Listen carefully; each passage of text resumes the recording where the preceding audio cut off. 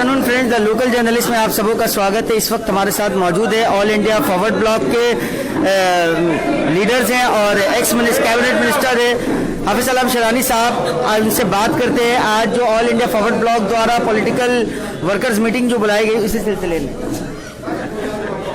Sir, आज की meeting का उद्देश्य क्या है सर? आप हम लोग का ये वर्कर्स मीटिंग था। वार्षिक को पूरा हिंदुस्तान का जो हालात है 2014 से लेकर के अभी तक, उस हालात को बताना और उस हालात में हमारा फॉरवर्ड ब्लॉक का क्या रिस्पॉन्सिबिलिटी है और इस रिस्पॉन्सिबिलिटी को हम लोग किस तरह से निभा सकते हैं, इसी को लेके यहाँ पर मीटिंग था। और आने वाला जो चुनाव है उसका तैयारी का भी इसमें कुछ बात रखा गया, जो हम उस चुनाव में किस तरह से भागीदारी करेंगे, किस तरह से लड़ेंगे, ये सब बात लेके ही आज इस मीटिंग। सर, अभी जिस तरीके से सर किसान का जो एक आंदोलन चल रहा है सर, प्रोटेस्ट चल रहा है किसान फार्मर बिल्स को लेकर के सर, विदाउट पार्लियामेंट में पास कराए बिना सर अध्यादेश ला करके पास किया गया, इसके बारे में फॉरवर्ड ब्लॉक क्या स्टेप लेने वाला सर?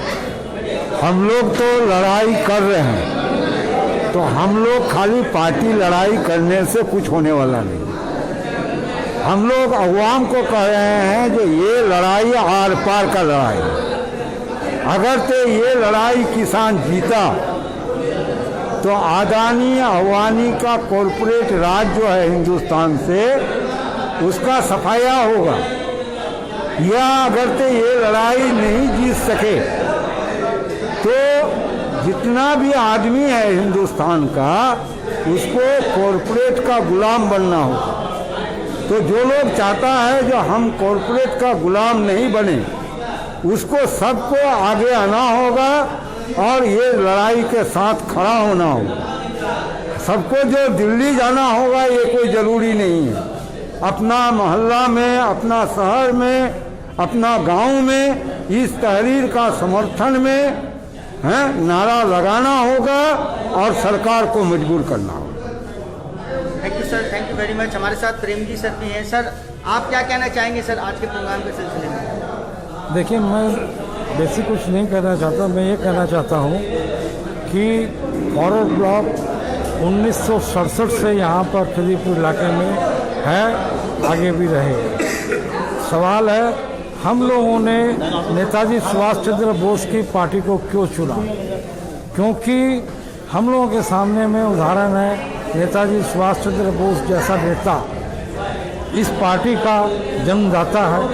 उन्होंने ये पार्टी बनाई किसी समाज को लेके नहीं, उन्होंने हिंदू, मुस्लिम, सिख, ईसाई सबको लेके बनाया। ये पार्टी कोई दूसरी पार्टी से निकल के नहीं आई। जिस तरह टीएमसी कांग्रेस के गर्भ से निकली, ऐसी चीज़ नहीं है। नेताजी सुभाष चंद्र बोस चाहते तो वो बहुत कुछ कर सकते थे और उन्होंने वो सब त्याग करके देश के लिए जो किया वो अपने आप में एक मिसाल है। बहुत बहुत धन्यवाद सर हमारे साथ जुड़ने के लिए। दादार साथे কথা বলবো এখানে। দাদা, পোর্ট অঞ্চলে এবার ফরওয়ার্ড ব্লকের পারফরমেন্স কিরকম থাকবে? বিষয়টা হচ্ছে, আমরা নির্বাচনটাকে এভাবে দেখি না।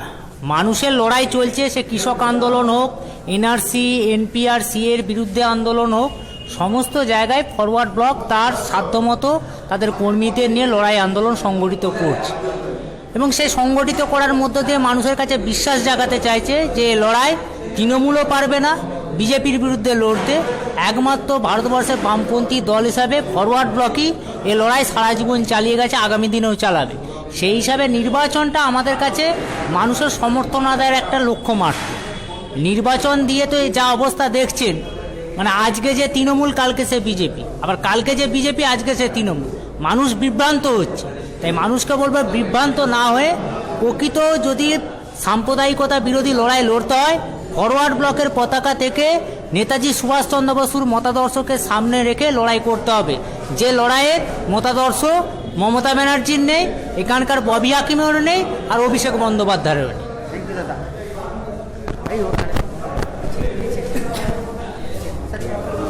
हमको अरे इतना স্যার যেভাবে এখন রাজ্যে দেখা যাচ্ছে পলিটিক্যাল পার্টির লিডার্সগুলো 4.5 বছর ক্ষমতায় থাকলো, পাওয়ারটা পুরো নিয়ে ইউজ করলে, তারপরে এই 5 মাস 6 মাস আগে বিজেপিতে জয়েন করছে তৃণমূলেরাও, আদার্স পার্টির, এর উপরে আপনি কি বলতে চাবেন সম্বন্ধে? দেখুন, এরা হলো বিজনেসম্যান। আমি একটা বিজনেস করেছি, সেই বিজনেসে কিছু পয়সা লাগালাম, তাতে লাভ করলাম।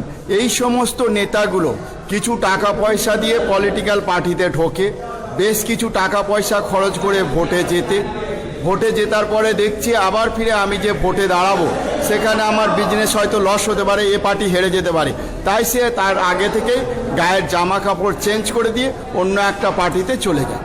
এরা হলো বিজনেসম্যান। এরা জনগণের জন্য পার্টিতে আসেনি, জনগণের জন্য পার্টি করেনি, এরা সাধারণ মানুষের কথা ভাবেনি, এরা নিজেদের আখেরের কথা ভেবে, ভবিষ্যতের কথা ভেবে, কি করে পয়সা কামাবো সেই কথা চিন্তা করে, কিভাবে তার পলিটিক্যাল বিজনেস বাড়বে, টাকা বাড়বে সেই কথা চিন্তা করে এরা বারে বারে গায়ের জামা চেঞ্জ করে। স্যার আইডিওলজি কোনো মাইনে রাখে না? এদের দেখুন, এটার ব্যাপার হলো যে এদের কাছে এরা তো বুর্জোয়া শ্রেণীর দালাল, সাম্প্রদায়িক শক্তির দালাল, এরা ক্যাপিটালিস্ট। এটা ওদের কাছে এরা কিছুর ধারে না, এদের কাছে এ সমস্ত কিছু মিথ্যা আছে। Thank you very much sir हमारे साथ जुड़े जुड़ने। हम लोग अभी बात करेंगे अखलाकुर रहमान साहब से, जो कि ऑल इंडिया फॉरवर्ड ब्लॉक के लीडर हैं और काफ़ी अच्छे प्रवक्ता हैं। अखलाक साहब, क्या लगता है जिस तरीके से लोग जो अदर्स पॉलिटिकल पार्टी के जो लीडर्स हैं वो शिफ्ट करते जा रहे हैं चुनाव से पहले, ख़ासतौर पर तृणमूल कांग्रेस के, इसे आप किस तरीके से देखते हैं? सबसे पहले तो आपका हम खैर मकदम करते हैं, शुक्रिया अदा करते हैं कि आप जो है हमारे पॉलिटिकल वर्कर्स मीटिंग को कवरेज कर रहे हैं और यहाँ पर आए। आपका मैं तहे दिल से शुक्रिया अदा करता हूँ और आपके माध्यम से लोगों को पैगाम देना चाहता हूँ। जो सवाल आपने, जो प्रश्न आपने रखा, बहुत ही अच्छा प्रश्न है। और ये प्रश्न जो है कि दोनों ही पार्टी, जो मुख्य पार्टी है, मुख्य शासक दल है, जो एक केंद्र की शासक पार्टी है और एक राज्य की शासक पार्टी है, तो दोनों पार्टी का जो एजेंडा है और फिनोमेना है, जो लोग ये यानी इनके करनी और कथनी में किस तरह से फ़र्क है, वो उसको दर्शाता है कि भारतीय जनता पार्टी के मुख्य सचिव अगर कहते हैं, जेपी नड्डा कहते हैं, और फिर वो विजय वर्गीय कहते हैं, या फिर खुद प्रधानमंत्री नरेंद्र मोदी कहते हैं बंगाल की धरती पर आकर कि हम नारदा शारदा चिटफंड वाले जितने भी तृणमूल के एमएलएज एमपीज हैं उनको जेल भेजेंगे, और ये नारा दिया था इन लोगों ने कि भाग मुकुल भाग। तो हम लोगों ने समझा था कि भाई कि ये भगा रहे हैं इसलिए कि उनको पकड़ेंगे, चोर पुलिस का खेल कर रहे हैं, पुलिस चोर को भगा रहा है, कि कितने भागोगे हम पकड़कर जेल में कर देंगे। तो हम लोगों ने देखा कि जेल जो है, भाग मुकुल भाग का जेल जो है वो बीजेपी का कार्यालय है, कारागर जो है, ये मुकुल राय का कारागर जो है वो बीजेपी का कार्यालय है। अब ठीक उसी तरह से शुभेंदु अधिकारी 1 to 10 ये हमारे नौशाद भाई है, हमारे लीडर है। आइए, तो ये देखने में आया कि नरेंद्र मोदी बोले कि तमाम को जेल भेजेंगे और सबको बोले कि जेल नहीं भेजेंगे, आ जाओ ना, हमारा ही तो जेल खाना है, उसमें ले लिए। अब वो कह रहे हैं कि हम केस वापस भी ले लेंगे, अब नो शारदा, नो ये ईडी, नो सीबीआई, कुछ नहीं। अब शुभेंदु अधिकारी कह रहे थे, एक उन्होंने स्लोगन दिया था इसी 2019 के पार्लियामेंट्री इलेक्शन में, उन्होंने ये स्लोगन दिया, बहुत ज़ोरदार स्लोगन दिया था उसी मेदनापुर से और नंदीग्राम की सभा से कि मोदी हटाओ देश बचाओ। तो उनसे जब ये पूछा गया कि 2019 में अभी ने कहा आपके कि मोदी हटाओ देश बचाओ, और अब आप कह रहे हैं तो कौन सा স্লোগান দেंगे? বলে তখন যখন ছিলাম তখন এই স্লোগান দিয়েছি, এখন যখন আমি দল পরিবর্তন করেছি তখন আমি ভাইপো हटाओ আর বাংলা बचाओ। तो इनका तर्क वितर्क है, इनका कोई मतलब जो है उसूल नहीं है, कोई जाब्ता नहीं है। तृणमूल माने बीजेपी और बीजेपी के माने तृणमूल, यानी एक ही कॉइन का दो जो है ये साइड है, दो रुख है। बहुत बहुत शुक्रिया अखलाक साहब हमारे साथ जुड़ने के लिए। इस वक्त हमारे साथ मौजूद है नौशाद आलम साहब, उनसे भी बात करेंगे। नौशाद भाई, क्या लगता है पावर ग्रैबिंग का पॉलिटिक्स चल रहा है बंगाल में? शुक्रिया टीएलजे के टीम को। और आप पावर ग्रैबिंग नहीं, बंगाल के अंदर दलाली चल रहा है। बीजेपी के लोग और टीएमसी के लोग आरएसएस के दलाली में लगे हुए हैं। ये जितना कुछ हो रहा है अभी बंगाल में, आप देखिए, अगर किसी की बीवी छोड़ के दूसरे दल में जाती है तो तलाक देने के लिए तैयार होता है। ये कुछ नहीं है, बस मुद्दा से। आपने बहुत इंटरेस्टिंग बात कही, जो बीजेपी ट्रिपल तलाक के लिए बिल लाई और उनके एमपी उनकी अपनी वाइफ को इंस्टेंट तलाक दे रहे, इस पर क्या कहें? जी जी जी, ये लोग मौका परस्त लोग हैं। बस इनको एक आवाम को बेवकूफ़ बनाने के लिए मुद्दा चाहिए। आज ये मुद्दा देखिए ना, बीवी बोल रही है हम टीएमसी, शौहर बोल रहा है वो बोल रहा हम तलाक देंगे, और जो उसका आइडियोलॉजी था 3 तलाक वाला वो चूल्हे भाड़ में जाए। तो ये दलाली का राजनीति चल रहा है बंगाल के अंदर।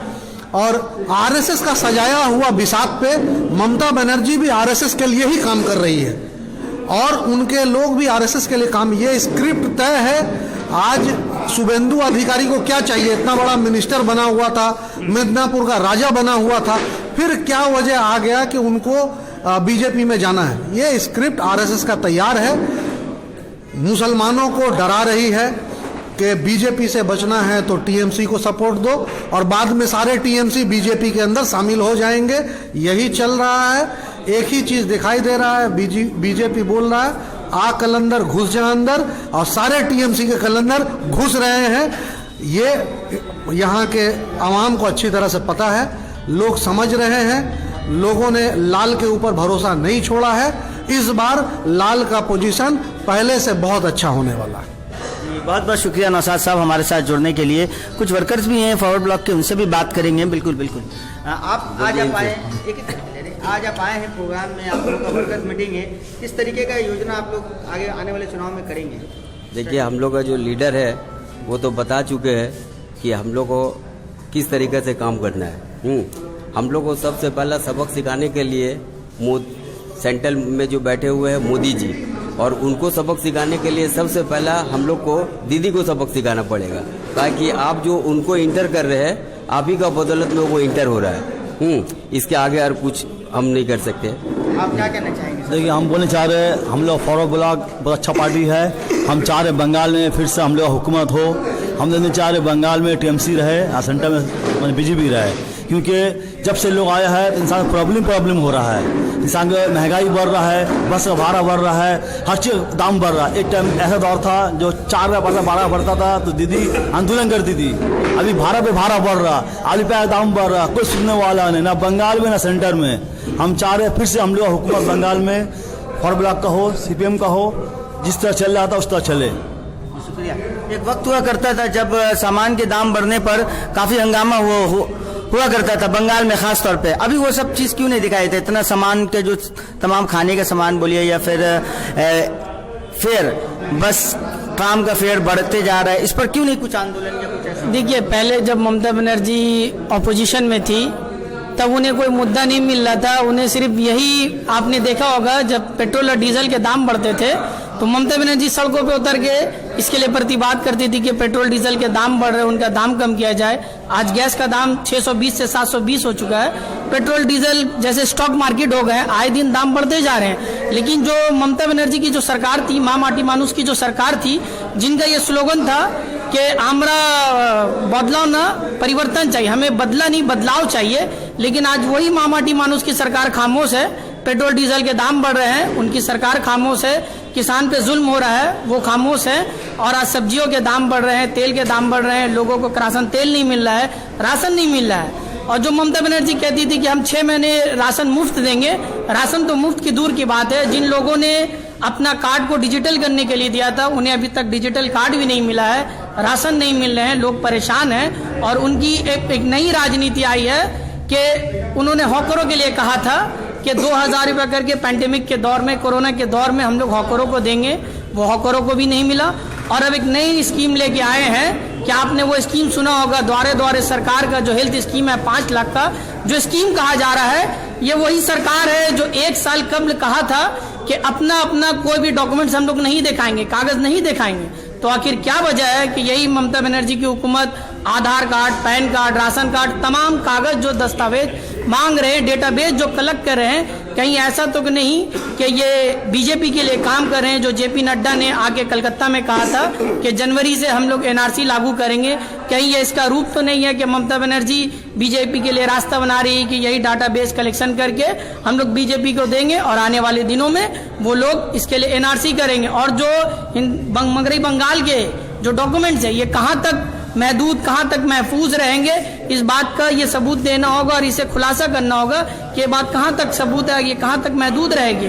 मगरबी बंगाल की जनता बहुत परेशान हाल है और अभी 2 महीने बाद ही इलेक्शन का अनाउंसमेंट हो जाएगा, तो ये साफ पता चलता है कि जो दारे दारे सरकार का जो स्कीम है ये वोट की राजनीति के लिए है। और जब लोग ये पूछेंगे कि हमने जो कार्ड दिया था वो हमारा कार्ड कहाँ है, तब यही टीएमसी के लोग ये कहते हुए नजर आएंगे कि अरे अभी तो इलेक्शन आ गया, पहले आप ममता बनर्जी को वोट देकर जिताइए, जब हमारे सत्ता पे आ जाएंगे तब हम लोग ये वाला स्कीम लागू करेंगे। तो ये सीधे सीधे राजनीति तौर पे ये इलेक्शन के वोटों की राजनीति की जा रही है। लेकिन ऑल इंडिया फॉरवर्ड ब्लॉक के लोग, नेताजी सुभाष चंद्र बोस के लोग इलेक्शन की लड़ाई नहीं लड़ते, मुसलसल 365 दिन रोज सड़कों पे लड़ाई करते हैं। और आज हमारी ये जो पॉलिटिकल वर्कर मीटिंग यही थी कि हम लोगों को, तमाम लोगों को ये कहा गया है कि आप लोग और भी मजबूत होइए और आने वाले दिनों में कोलकाता पोर्ट अंचल में ऑल इंडिया फॉरवर्ड ब्लॉक के लोग सड़कों पे मुसलसल 365 दिन नजर आएंगे। चाहे जिस किसी पे भी जुल्म हो, चाहे वो हॉकर हो, किसान हो, मजदूर हो, ठेला वाला हो, रैक्सी वाला हो, जिस किसी पे भी जुल्म होगा हम वो नहीं देखेंगे वो किस पार्टी से ताल्लुक रखते हैं, हम ये देखेंगे कि वो एक इंसान है और इंसान पे जुल्म हो रहा है। और नेताजी सुभाष चंद्र बोस के मानने वाले लोग सड़कों पे निकलकर लाल झंडा निकल के इनकलाब जिंदाबाद का नारा लगाएंगे, ऑल इंडिया फॉरवर्ड ब्लॉक का नारा लाएंगे, नेताजी सुभाष चंद्र बोस का नारा लगाएंगे। और इसी के साथ मैं अपनी बात खत्म करता हूँ। शुक्रिया भाई भी है हमारे साथ। इनसे भी ले लें। ये भाई आपको क्या लगता है आने वाले चुनाव में कोलकाता पोर्ट में क्या पोजीशन रहेगा पोर्ट ब्लॉक? जहाँ तक पोर्ट का सवाल है तो पोर्ट में तो शुरू से ये फॉरवर्ड ब्लॉक का गढ़ रहा है और आज भी जो लोग जीते हैं वो फॉरवर्ड ब्लॉक से ही जीतने के बाद में कहीं ना कहीं उन्होंने दूसरी तरफ छलांग मारी है, जो लोग अपॉर्चुनिस्ट रहे हैं शुरू से। लेकिन यहाँ पर चूंकि आज बात, सबसे पहले तो मुबारकबाद दूंगा मैं आपको TLJ वालों को कि ये लोग ज़मीनी स्तर पर आप लोग जो काम करते हैं, आपका अपना कोई नज़रिया नहीं होता है और आप वही कहते हैं कि जो आईना दिखाता है वो आईना दिखाते हैं, आवाम की बात आवाम तक पहुंचाते हैं। इसके लिए मैं मुबारकबाद देता हूं आप लोगों को कि आप लोग ज़मीन से जुड़े हुए हैं।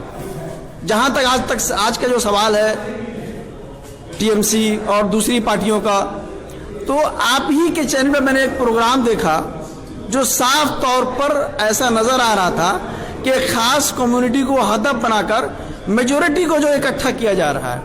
मैंने देखा एक इमाम का प्रोग्राम, इमाम जो होते हैं उनका काम होता है मजहबी फरीजा, नमाज और रोजे की हद तक लोगों को गाइडलाइन करना, ना कि उनका ये काम होता है कि ये कहें कि आप फला पार्टी के हक में ये करें, आप फला पार्टी के हक में रहे। ये इमामों का काम आज तक कहीं नहीं हो रहा है। इनफरादी तौर पर अगर कोई इमाम कहता है तो वो अपनी जिम्मेदारी पे कहता है। अइम्माए मसाजिद का जो ये प्रोग्राम हुआ, मैंने आपके माध्यम में देखा कि वो लोग हज हाउस के अंदर में, हज हाउस को इन्होंने पॉलिटिकल एक्टिविटी का अखाड़ा बना दिया है। हज हाउस एक मजहबी फरीजा है, उसको लेकर के कोई TMC हो, चाहे वो लेफ्ट हो, चाहे वो कांग्रेस हो, कोई भी हज हाउस का गलत इस्तेमाल, ये कहीं ना कहीं लोगों को इसकी मुखालफत करनी चाहिए।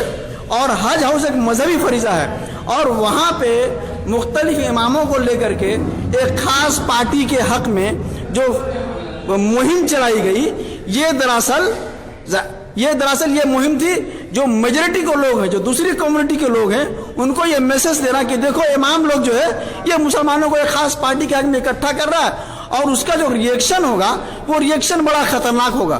तो मैं इसलिए ये कहना चाहता हूं, जाहिर सी बात है कि जो प्रोग्राम हुआ होगा बगैर हाईकमान का ऑर्डर के नहीं हुआ होगा वहां पे प्रोग्राम। उन लोगों की कहीं ना कहीं इसमें कहीं ना कहीं उन लोगों की मर्जी शामिल होगी। तो ये कहीं ना कहीं जो हम लोगों की सोच है कि TMC और BJP एक है और TMC BJP को लाना चाहती है, इससे कहीं ना कहीं ये बात आवाम के जहन में भी आएगी। और जाहिर सी बात है, आप देख ही रहे हैं, कभी मुकुल राय जा रहे हैं, कभी शुभेंदु अधिकारी जा रहे हैं, कभी फला जा रहे हैं, कभी फला जा रहे हैं। माने ये अपने पहले खुद सारे जो इनके हेवीवेट नेता हैं वो सब के सब बीजेपी की तरफ पुश कर रहे हैं। ये कहीं ना कहीं हम लोगों को जो दिखाता है आवाम को, आवाम का आंख खोलने के लिए काफ़ी है। लोग आज़ाद हैं, जिनका जो नज़रिया है वो उसको वोट करे, कोई एतराज़ की बात नहीं है। लेकिन कोई मजहबी आदमी, अगर इस पर सख्त ऑब्जेक्शन है हम लोगों को, क्योंकि मजहबी आदमी जो है वो लोगों को किसी खास पार्टी के हक में रायमा हमवार करे, ये इसकी मुखालफत होनी चाहिए कहीं ना कहीं। जी जी, बहुत बहुत शुक्रिया ये भाई हमारे साथ जुड़ने के लिए। सर आप बताएं, आपको क्या लगता है जिस तरीके का सियासत हो रहा है इसको देखते हुए? सबसे पहला बात तो मैं कहना चाहता हूँ, जो खिदिरपुर की सरजमी पे जो ऑल इंडिया फॉरवर्ड ब्लॉक जो हम लोगों ने काफ़ी सालों से देखा, और जनाब कलीमुद्दीन साम्स जो ऑल इंडिया फॉरवर्ड ब्लॉक में जो थे, जनाब याकूब साहब जो आज वो दुनिया में नहीं है, तो जब हमारे इलाके की कौंसलर साहिबा समीमा रिहान खान 77 नंबर वार्ड के जो अभी कौंसलर आई है वो ऑल इंडिया फॉरवर्ड ब्लॉक से थी, इन्होंने क्या किया, आवाम से जनता से कुछ बात नहीं करके, प्रेस को नहीं जना के, सबसे बड़ा इन्होंने भूल किया, जो आवाम का पेट में छुरी भोंकते हुए इन्होंने तृणमूल कांग्रेस ज्वाइन कर लिया। इसलिए कि पूरे मगरिब बंगाल ने, पूरे हिंदुस्तान में ऑल इंडिया फॉरवर्ड ब्लॉक एक ऐसी पार्टी है जिसे किसी तारीफ का जरूरत नहीं है।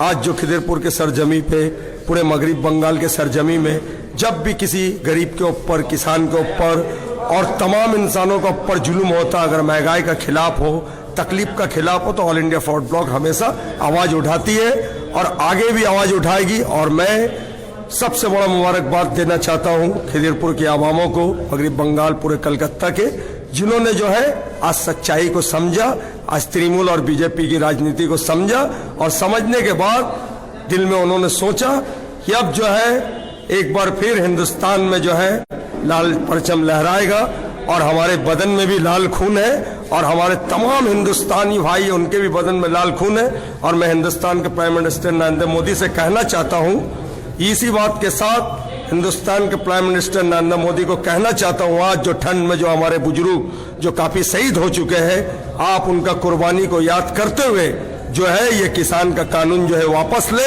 और कभी भूल से ना सोचे कि मगरिब बंगाल की हुकूमत में एनआरसी, सीए और एमपीआर हो जाएगा। सरकार किसी के भी रहे, हमारी आवाज़ बुलंद रहेगी।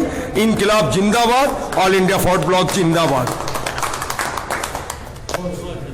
तो नाज़रीन, इस वक्त आप सुन रहे थे, हमारे साथ मौजूद थे ऑल इंडिया फॉरवर्ड ब्लॉक के तमाम वर्कर्स और लीडर्स, और हम आपसे उनकी बातों को आप तक पहुंचाने की कोशिश कर रही थी द लोकल जर्नलिस्ट की टीम। आपको अगर हमारा वीडियो पसंद आए तो आप हमारे वीडियोस को लाइक करें, शेयर करें, और हमारे पेज द लोकल जर्नलिस्ट को फेसबुक पर जाकर लाइक करें, यूट्यूब पर सब्सक्राइब करें, इंस्टाग्राम और ट्विटर पर हमारे पेज को फॉलो कर सकते हैं। जी, मैं मोहम्मद इकबाल हबीब द लोकल जर्नलिस्ट से बहुत बहुत शुक्रिया। थैंक यू, धन्यवाद।